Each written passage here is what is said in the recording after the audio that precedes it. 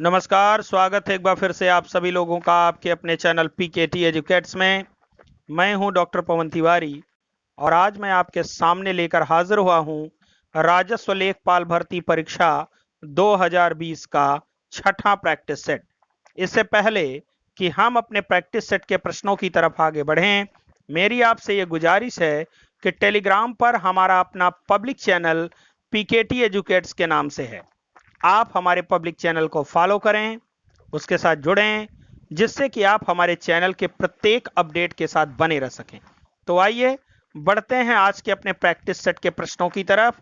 निर्देश प्रश्न 1 और 2 में लिखित लोकोक्तियों आबलिक मुहावरों के सही अर्थ चुनकर बताइए। हमारा पहला प्रश्न है, लकीर का फकीर होना। इस मुहावरे का अर्थ आपको बताना है। विकल्प ए है प्रगतिशील होना, बी है रूढ़िवादी होना, सी है उदार होना, डी है आलसी होना। इसमें आपका सही जवाब है विकल्प बी, रूढ़िवादी होना। लकीर का फकीर होना, इस मुहावरे का अर्थ क्या है? रूढ़िवादी होना। विकल्प बी आपका यहां पर सही है। आइए बढ़ते हैं अपने दूसरे प्रश्न की तरफ। अक्ल के घोड़े दौड़ाना, इस मुहावरे का क्या अर्थ है? विकल्प ए है बुद्धि का इस्तेमाल करना, बी है बुद्धिमान होना, सी है बुद्धिहीन होना और डी है बुद्धि का प्रयोग नहीं करना। इसमें आपका सही जवाब है विकल्प ए, बुद्धि का इस्तेमाल करना। अक्ल के घोड़े दौड़ाना मुहावरे का अर्थ क्या होगा? बुद्धि का इस्तेमाल करना। विकल्प ए सही है। आइए बढ़ते हैं अपने अगले प्रश्न की तरफ। हमारा अगला प्रश्न है, निर्देश प्रश्न संख्या 3 और 4 में लिखित शब्दों के विलोम शब्द चुनिए। हमारा तीसरा प्रश्न है, आकीर्ण। आकीर्ण का आपको विलोम शब्द बताना है। 4 विकल्प दिए गए हैं। संकीर्ण, बी है विकीर्ण, सी है प्रकीर्ण और डी है विस्तृत। इसमें सही जवाब है आपका विकल्प बी, आकीर्ण का विलोम होता है विकीर्ण, जबकि संकीर्ण का विलोम होता है विस्तृत। इसलिए विकल्प बी आपका सही है। बाकी तीनों विकल्प आपके गलत हैं। आइए बढ़ते हैं अपने चौथे प्रश्न की तरफ। उच्छ्वास का विलोम शब्द क्या होगा? विकल्प ए है निःश्वास, बी है विश्वास, सी है उत्साह और डी है संवास। इसमें आपका सही जवाब है विकल्प ए, निःश्वास। जी हां, उच्छ्वास का विलोम शब्द क्या होगा? निःश्वास होगा। विकल्प ए आपका यहां पर सही है। आइए बढ़ते हैं अपने अगले प्रश्न की तरफ। प्राण शब्द का बहुवचन बताइए। हमारा पांचवा प्रश्न है, प्राण शब्द का बहुवचन बताइए। विकल्प ए है प्राण, बी है प्राणी, सी है प्राणियों और डी है प्राणियां। इसमें आपका सही जवाब है विकल्प ए, प्राण। आपकी जानकारी के लिए मैं बता दूं कि प्राण का एक वचन होता ही नहीं है। प्राण सदैव बहुवचन में प्रयुक्त होता है, इसलिए प्राण शब्द का बहुवचन क्या होगा? प्राण ही होगा। इसका प्रयोग एक वचन में कभी नहीं होता है। लेकिन चूंकि यहां पर प्रश्न आया है, प्रश्न पूछा गया है, इसलिए आपको जवाब देना ही है। तो विकल्प ए आपका यहां पर सही है। प्राण शब्द का प्रयोग सदैव बहुवचन में होता है। आइए बढ़ते हैं अपने अगले प्रश्न की तरफ। हमारा अगला प्रश्न है, निम्नलिखित अनेकार्थी शब्द का दूसरा अर्थ बताइए। द्विज का पहला अर्थ है पक्षी। 4 विकल्प दिए गए हैं, आपको इसका दूसरा अर्थ बताना है। विकल्प ए है ब्राह्मण, बी है मनुष्य, सी है राक्षस और डी है देवता। तो द्विज का अर्थ पक्षी भी होता है और द्विज का अर्थ ब्राह्मण भी होता है। विकल्प ए आपका यहां पर सही है। पक्षी के अलावा द्विज का अर्थ क्या होता है? ब्राह्मण होता है। आइए बढ़ते हैं अपने अगले प्रश्न की तरफ। हमारा 7वां प्रश्न है, निम्नलिखित में से कौन सा शब्द वर्तनी की दृष्टि से शुद्ध है? विकल्प ए है अनादृत, बी है अनदृत, सी है अनादरित और डी है अनादृत। इसमें सही शब्द है आपका वर्तनी के दृष्टिकोण से विकल्प ए, अनादृत। अनादृत का अर्थ होता है अपमानजनक। ऐसा व्यक्ति जो अपमानित हो उसे हम क्या कहते हैं? अनादृत कहते हैं, जिसकी कोई इज्जत नहीं होती है। तो विकल्प ए आपका यहां पर सही है। आइए बढ़ते हैं अपने अगले प्रश्न की तरफ। निर्देश, प्रश्न संख्या 8 और 9 के वाक्यों में कुछ त्रुटियां हैं। वाक्य के जिस भाग में त्रुटि हो उसके अनुरूप अक्षर ए बी सी वाले गोले को काला करें। यदि वाक्य में कोई त्रुटि ना हो तो डी वाले गोले को पूरी तरह काला करें। हमारा 8वां प्रश्न है, शरीर और आत्मा के बीच घनिष्ठ संबंध है, कोई त्रुटि नहीं। विकल्प ए है शरीर और आत्मा, बी है के बीच, सी है घनिष्ठ संबंध है और डी है कोई त्रुटि नहीं। इसमें विकल्प डी आपका सही है, कोई त्रुटि नहीं, क्योंकि इस वाक्य में वास्तव में कोई गलती है ही नहीं। तो विकल्प डी आपका यहां पर सही है, इसमें त्रुटि नहीं है। आइए बढ़ते हैं अपने 9वें प्रश्न की तरफ। मैं उसे एक पत्र दिया, कोई त्रुटि नहीं। इस वाक्य में आपको बताना है कि किस भाग में गलती है। विकल्प ए है मैं, बी है उसे एक, सी है पत्र दिया, डी है कोई त्रुटि नहीं। इसमें विकल्प ए में आपकी गलती है, वास्तव में मैं नहीं, यहां मैंने शब्द का प्रयोग होना चाहिए था। मैंने उसे एक पत्र दिया, ऐसे वाक्य बनना चाहिए था। तो विकल्प ए में गलती है, मैं के स्थान पर मैंने होना चाहिए था। आइए बढ़ते हैं अपने 10वें प्रश्न की तरफ। निम्नलिखित में कौन सा शब्द तत्सम है? विकल्प ए है अचरज, बी है करण, सी है पूत और डी है क्षत्रिय। इसमें आपका सही जवाब है विकल्प डी, क्षत्रिय। क्षत्रिय शब्द तत्सम शब्द है, जबकि अचरज, करण और पूत ये तीनों आपके तद्भव शब्द हैं। अचरज का तत्सम क्या होगा? आश्चर्य। करण का तत्सम क्या होगा? कर्ण। पूत का तत्सम क्या होगा? पुत्र। और विकल्प डी आपका क्षत्रिय तत्सम शब्द है, जो क्षत्रिय या छत्री का तत्सम रूप है और इसका तद्भव क्या होगा? छत्री या क्षत्रिय। जी हां, तो विकल्प डी आपका यहां पर सही है। आइए बढ़ते हैं अपने अगले प्रश्न की तरफ। निर्देश, प्रश्न संख्या 11 और 12 में लिखित वाक्यों के लिए एक शब्द चुनिए। हमारा 11वां प्रश्न है, जो लौकिक या सांसारिक प्रतीत न हो उसे क्या कहते हैं? विकल्प ए है अलौकिक, बी है परालौकिक, सी है परलौकिक और डी है अनुलौकिक। इसमें सही जवाब है आपका विकल्प ए, अलौकिक। जो लौकिक या सांसारिक प्रतीत नहीं होता है उसे हम अलौकिक कहते हैं। विकल्प ए सही है। आइए बढ़ते हैं अपने 12वें प्रश्न की तरफ। सबसे प्रथम गिना जाने वाला क्या कहलाता है? विकल्प ए है प्रथम, बी है अग्रज, सी है आरंभ और डी है अग्रगण्य। इसमें आपका सही जवाब है विकल्प डी, अग्रगण्य। सबसे प्रथम गिने जाने वाले को क्या कहते हैं? अग्रगण्य कहते हैं। अग्र का मतलब होता है आगे, गण्य माने होता है गणना किया जाए या गिना जाए। तो विकल्प डी आपका यहां पर सही है। आइए बढ़ते हैं अपने अगले प्रश्न की तरफ। प्रश्न संख्या 13 और 14 के वाक्यों में आए रिक्त स्थानों की पूर्ति कीजिए। 13वां प्रश्न है हमारा, आक्रमण सुरक्षा का सबसे अच्छा तरीका है। विकल्प बी आपका यहां पर सही है, क्योंकि नीति शब्द का प्रयोग हो नहीं सकता। अगर नीति शब्द का प्रयोग होता तो यहां अच्छी शब्द लगाना पड़ता, क्योंकि स्त्रीलिंग शब्द है। रास्ता अनुपयुक्त शब्द है और रीति भी स्त्रीलिंग शब्द है। तो आक्रमण सुरक्षा का सबसे अच्छा तरीका है, यही इकलौता इसमें सही विकल्प है। नहीं तो अच्छी शब्द अगर रहा होता तो नीति या रीति दोनों का प्रयोग किया जा सकता था, लेकिन यहां पर अच्छा शब्द आ गया है, इसलिए तरीका शब्द का ही प्रयोग हो सकता है और विकल्प बी आपका यहां पर सही है, आक्रमण सुरक्षा का सबसे अच्छा तरीका है। आइए बढ़ते हैं अपने 14वें क्वेश्चन की तरफ। दुख और सुख एक ही सिक्के के दो, विकल्प बी आपका इसमें सही है, पहलू हैं।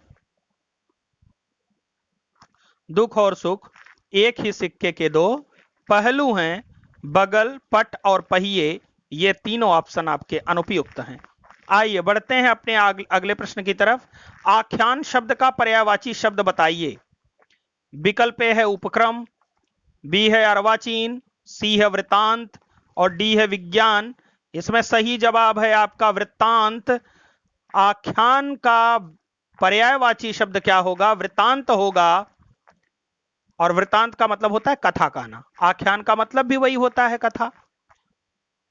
तो वृत्तांत माने भी कथा होता है। उपक्रम का अर्थ प्रयास करना होता है। अर्वाचीन का अर्थ आधुनिक होता है। और विज्ञान का अर्थ जो वैज्ञानिकता से युक्त हो, विज्ञान कहलाता है। तो विकल्प सी ही आपका इकलौता विकल्प ऐसा है जो इसमें सही है। तो आइए बढ़ते हैं अपने अगले प्रश्न की तरफ। व्युत्पत्ति में कौन सी संधि है? विकल्प ए है वृद्धि संधि, बी है यण संधि, सी है गुण संधि और डी है दीर्घ संधि। इसमें सही जवाब है आपका विकल्प बी, यण संधि। वी धन उत्पत्ति बराबर व्युत्पत्ति। आप जानते हैं कि अगर प्लस के पहले छोटी ई या छोटा ऊ हो और प्लस के बाद कोई भिन्न स्वर हो तो ई य में, ऊ व में और री र में बदल जाता है। यह यण संधि का नियम है और यही नियम इसमें आपका फॉलो हुआ है। ई य में बदला है तो यह बन गया है। तो वी धन उत्पत्ति बराबर व्युत्पत्ति हो गया है। बीच में आप बोलेंगे तो यह आएगा, तो इसी से पता चल जाता है कि यह यण संधि है। विकल्प बी आपका यहां पर सही है। आइए बढ़ते हैं अपने अगले प्रश्न की तरफ। हमारा अगला प्रश्न है युधिष्ठिर में कौन सा समास है? विकल्प ए है द्वंद्व, बी है बहुव्रीहि, सी है तत्पुरुष और डी है द्विगु। युधिष्ठिर का विग्रह अगर करेंगे तो होगा युद्ध में स्थिर। अगर युद्ध में स्थिर होगा तो इसमें अलूक तत्पुरुष समास होगा, क्योंकि युधि शब्द में विभक्ति अपने आप जुड़ी हुई है। लेकिन जहां पर तत्पुरुष और बहुव्रीहि दोनों समास के बीच में दुविधा की स्थिति होती है या कर्मधारय और बहुव्रीहि के बीच में दुविधा की स्थिति होती है, वहां पर बहुव्रीहि को वरीयता दी जाती है। यहां पर युधिष्ठिर का अर्थ क्या हो गया? पांडवों के ज्येष्ठ भ्राता। तो युधिष्ठिर युद्ध में स्थिर है जो, अर्थात युधिष्ठिर, तो युधिष्ठिर यहां पर पांडवों के ज्येष्ठ भ्राता युधिष्ठिर की बात कर रहा है। इसलिए यहां पर विकल्प बी बहुव्रीहि समास सही होगा। तत्पुरुष समास यहां पर ऑप्शन में भले है लेकिन यह सही नहीं माना जाएगा, क्योंकि अगर यहां पर बहुव्रीहि का ऑप्शन नहीं रहा होता तब हम तत्पुरुष के बारे में बात करते। चूंकि बहुव्रीहि है इसलिए हम तत्पुरुष को वरीयता नहीं दे सकते हैं। तो युधिष्ठिर माने युद्ध में स्थिर है जो, तो इसमें आपका बहुव्रीहि समास हो गया। इसमें अलूक तत्पुरुष का विकल्प यहां पर नहीं है। अगर होता भी तो चूंकि बहुव्रीहि है इसलिए बहुव्रीहि माना जाता। आइए बढ़ते हैं अपने अगले प्रश्न की तरफ। हृदय घाव मोरे पीर रघुबीरे, इस पंक्ति में अलंकार है। विकल्प ए है असंगति, बी है श्लेष, सी है रूपक और डी है उपमा। इसमें आपका सही जवाब है विकल्प ए असंगति अलंकार। जहां पर कार्य और कारण के बीच में कोई समानता न हो, जहां पर संगति न बैठती हो, कार्य कुछ और हो, उसका प्रभाव कुछ और हो, उसका कारण कुछ और हो, तो वहां पर असंगति अलंकार होता है। यहां पर घाव लक्ष्मण जी के हृदय में लगा हुआ है, लेकिन पीड़ा भगवान श्री रामचंद्र जी को हो रही है। जिसको घाव लगा है, जहां घाव लगा है उसी को पीड़ा होनी चाहिए थी, लेकिन यहाँ पर घाव किसी और को लगा है और उसका दर्द किसी और को हो रहा है, इसलिए जो है असंगति अलंकार है। आइए बढ़ते हैं अपने 19वें प्रश्न की तरफ। निम्नलिखित में से कौन सा तद्भव शब्द है? विकल्प ए है कारज, बी है कुक्कुर, सी है अंकपाश और डी है कृष्ण। इसमें कारज शब्द तद्भव शब्द है कार्य का, जबकि कुक्कुर, अंकपाश और कृष्ण ये तीनों तत्सम शब्द हैं। तो विकल्प ए आपका इसमें सही है। आइए बढ़ते हैं अपने अगले प्रश्न की तरफ। हमारा निर्देश है प्रश्न संख्या 20 और 21 में लिखित वाक्यों में से सही वाक्य का चयन कीजिए। 20वां प्रश्न का विकल्प ए है भारत में अनेक जाति हैं, बी है भारत में अनेकों जाति हैं, सी है भारत में अनेक जातियां हैं और डी है भारत में अनेकों जातियां हैं। विकल्प ए में आपकी गलती इसलिए है क्योंकि यहां पर अनेक शब्द बहुवचन है, लेकिन जाति यहां पर इसके बाद एक वचन आ गया है, तो इसलिए ये वाक्य आपका गलत है। भारत में अनेकों जाति हैं, अनेकों शब्द अशुद्ध शब्द है, अनेकों कोई शब्द ही नहीं है, इसलिए यह भी आपका गलत है। भारत में अनेक जातियां हैं, इस वाक्य में कोई गलती नहीं है। अनेक बहुवचन है और जातियां भी यहां बहुवचन आ गया, तो विकल्प सी में आपके कोई गलती नहीं है, विकल्प सी आपका सही है। भारत में अनेकों जातियां, यहां भी अनेकों शब्द गलत है, तो इस नाते से केवल विकल्प सी आपका इसमें सही है। भारत में अनेक जातियां हैं, बाकी तीनों ऑप्शन आपके गलत हैं। आइए बढ़ते हैं अपने 21वें प्रश्न की तरफ। हमारा 21वां प्रश्न है, विकल्प ए इसमें दिया गया है, आपको बताना है कि कौन सा वाक्य इसमें सही है। ऐसी एकाध बातें देखने में आती हैं। बातें देखने में नहीं आनी चाहिए, सुनने में आनी चाहिए, इसलिए विकल्प ए आपका इसमें गलत है। ऐसा एकाध बातें सुनने में आती हैं, जब एकाध है तो बातें नहीं होना चाहिए, इसलिए इस वाक्य में भी गलती है। अब तीसरा विकल्प है हमारा, ऐसी एकाध बात और सुनने में आती है। इस वाक्य में वास्तव में कोई गलती नहीं है, विकल्प सी आपका यहां पर सही है। ऐसा एकाध बातें और जानकारी में आती हैं, इस वाक्य में भी बातें शब्द आ गया, इसलिए ये भी गलत है। तो विकल्प सी आपका इसमें सही है, विकल्प सी में कोई गलती नहीं है। ऐसी एकाध बात और सुनने में आती है, ये आपका सही है। आइए बढ़ते हैं अपने 22वें प्रश्न की तरफ। शांत रस का स्थायी भाव क्या है? शांत रस का स्थायी भाव विकल्प ए है उत्साह, बी है शोक, सी है श्रद्धा और डी है निर्वेद। इसमें आपका सही जवाब है निर्वेद। शांत रस का स्थायी भाव क्या होता है? निर्वेद होता है, और निर्वेद को शम भी कहते हैं, शम भी इसका स्थायी भाव माना जाता है, तो निर्वेद शम का ही दूसरा नाम है। तो निर्वेद का अर्थ होता है सांसारिक मोह माया से विरक्ति, तो यह शांत रस का स्थायी भाव है आपका, विकल्प डी आपका यहां पर सही है। आइए बढ़ते हैं अपने अगले प्रश्न की तरफ। संभव है वह चला गया हो, इस वाक्य में कौन सा काल है? विकल्प ए है आसन्न भूत, बी है संदिग्ध भूत, सी है सामान्य वर्तमान काल और डी है संभाव्य भविष्यत काल। इसमें आपका सही जवाब है विकल्प डी, संभाव्य भविष्यत काल। मैंने आपको पहले भी बताया है, यदि किसी वाक्य में संभव है, संभावना है, हो सकता है कि, शायद, ये सब शब्द आ जाएं तो तुरंत समझ जाइए कि संभाव्य भविष्यत काल है, इसलिए विकल्प डी आपका यहां पर सही है, बाकी तीनों गलत हैं। आइए बढ़ते हैं अपने अगले प्रश्न की तरफ। श्याम कार से विद्यालय गया, इस वाक्य में कौन सा कारक है? इसमें सही जवाब है आपका, आपके चारों विकल्प देख लीजिए, संप्रदान कारक, कर्ण कारक, कर्म कारक, अपादान कारक। तो इसमें सही जवाब है आपका कर्ण कारक, क्योंकि श्याम कार से विद्यालय गया, यहाँ कार के द्वारा विद्यालय जा रहा है, तो यहाँ से विभक्ति कर्ण कारक की विभक्ति है, इससे का अर्थ होता है के द्वारा, तो यहाँ पर कर्ण कारक का प्रयोग हुआ है, विकल्प बी आपका यहाँ पर सही है। आइए बढ़ते हैं अपने अगले प्रश्न की तरफ। आयुष्मान शब्द का लिंग परिवर्तित कीजिए। विकल्प ए है आयुष्मान, बी है आयुष्मती, सी है आयुष्मती और डी है आयुष्मानी। इसमें सही जवाब है आपका विकल्प सी, आयुष्मती। आयुष्मान का स्त्रीलिंग क्या होगा? आयुष्मती होगा, विकल्प सी आपका यहां पर सही है। छोटी ई की मात्रा त के ऊपर जो दी जाती है वह गलत माना जाता है इसमें, तो विकल्प सी आपका इसमें सही है, आयुष्मती। जी हाँ, और इसी के साथ आज का हमारा यह प्रैक्टिस सेट समाप्त होता है।